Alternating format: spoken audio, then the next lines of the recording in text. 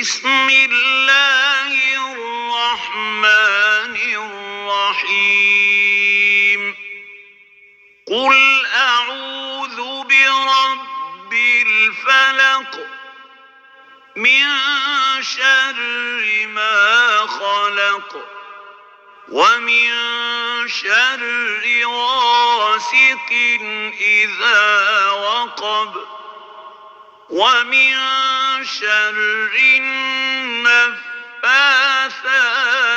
في العقد ومن شر حاسد إذا حسد.